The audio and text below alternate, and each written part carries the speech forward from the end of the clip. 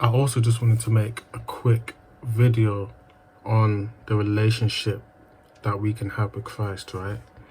So in one of my other videos, I spoke about how I was reluctant to pray to Christ first thing in the morning. I was reluctant to read the Bible, read the Psalms. And reading the Psalms is something I recommend on this channel constantly. But I was so reluctant to do it. And I even got into the position of prayer and I was just scrolling on my phone. And then I eventually fell asleep in that position. And then I woke up. This is sometime early in the afternoon, right? And I told God, look, God, I don't want to pray. I don't feel like it. And that's the flesh speaking, right? Now, mind you, I have an understanding and some experience in knowing what could happen to me if I don't spend time in the Word, right? Falling into sin, all these things. A quiet time of day keeps the devil away. And that's why it's important to spend time. But the fact that I was able to tell God, I don't want to pray, I don't feel like it, is the kind of relationship of love that you want to be engaged in. And it's with a higher power as well. I gave him this energy of, I don't want to do this. This is how I feel. And once I told him that, a few seconds later, I'm in the Word reading the Psalms. And then I get my grace. I'm filled with the Holy Spirit. I'm filled with this peace as I'm reading the words in the Bible. And there are many other examples in my life where I've experienced this, right? Knowing that I can't do it on my own. So on one of my Instagrams, I've got a video of me preaching the gospel, basically. And it was my first time doing something like that.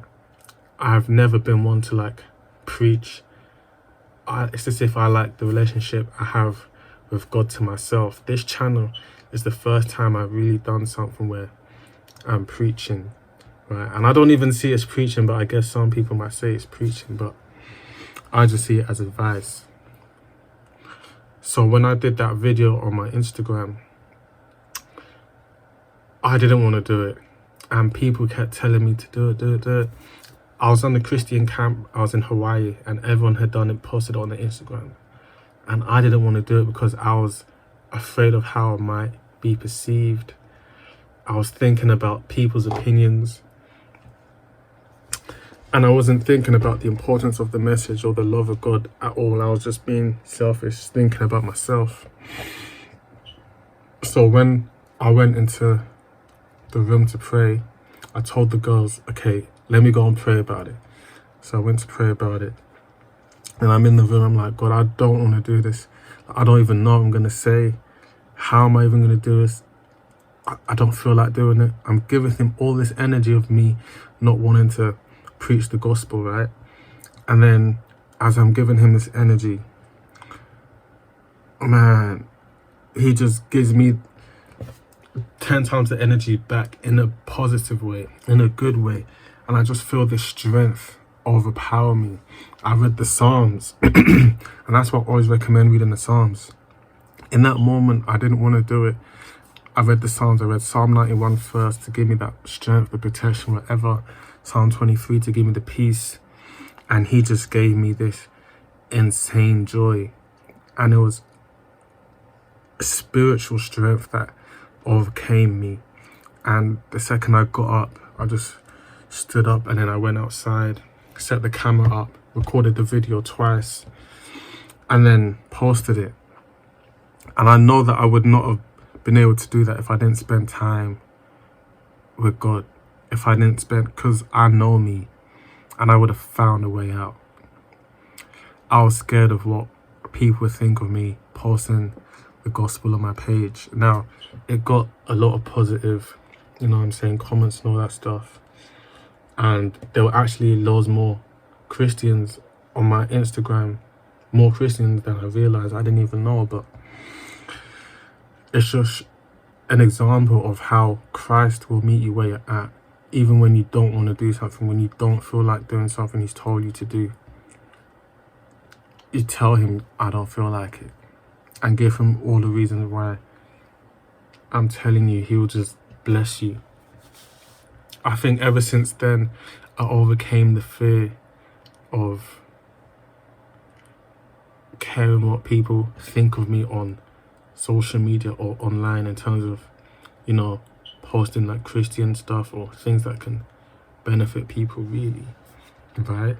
And I feel like I'm still going through that process. I don't even know if it's something I've fully overcome. Like right now, I don't even tell people about this channel. I've told a few people, right? A few guys, like, here's this channel. But I'm not even telling people to share it. I'm like, just keep it to yourself. I'm not even trying to just share it randomly, like excessively. I want this channel to grow naturally, right? But that was like 2 examples of me being in a position where I don't want to do something and God gives me the strength to do something. So that's given me hope for the future, knowing that I could be in situations in the future where I don't know how I'm gonna deal with it or get out of it. And I'm talking real situations. Those 2 situations were light, but for me it was a big deal at the time. But looking back, yeah, I understand, but it's given me a lot of hope for the future when things really do come, and I know that there's a place I can go to when I don't feel like it, or when I don't feel like I can overcome it. I'm in a place with my spiritual walk where I'm not reliable, man. I know God is reliable. So no matter what I give to him, he's going to sort it out. He's going to help me. So the kind of relationship that you can cultivate with Christ in this life is incredible. On this channel, I talk about making Christ a routine. A quiet time a day keeps the devil away. Psalm 23-27, Psalm 91, 103. Some gratitude praise, the Lord's praise, your praise. Meditate for 20 minutes. I talk about making Christ a routine because it will save you so much hassle. It will save you shame. It will save you pain. It will save you falling into sin, right? Now, Christ isn't just a routine, but if you make Christ a routine, it's like set a foundation for yourself, right? Like the Muslim people, they pray 5 times a day and they're dedicated to 5 times a day. So we can learn from them in terms of that. If you make it a routine, you've literally taken care of your spirit, your soul, your mind, all these things. You've rejuvenated yourself internally.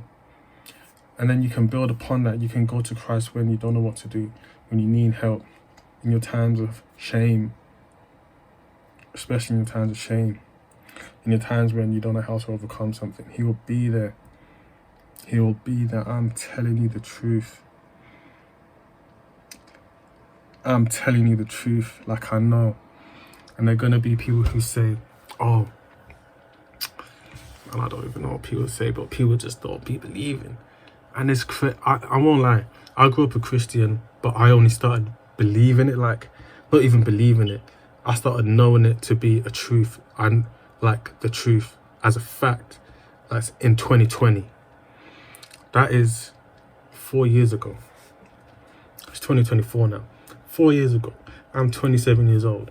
Only 4 years ago, it clicked because I experienced it. And I'm just telling you the truth, man.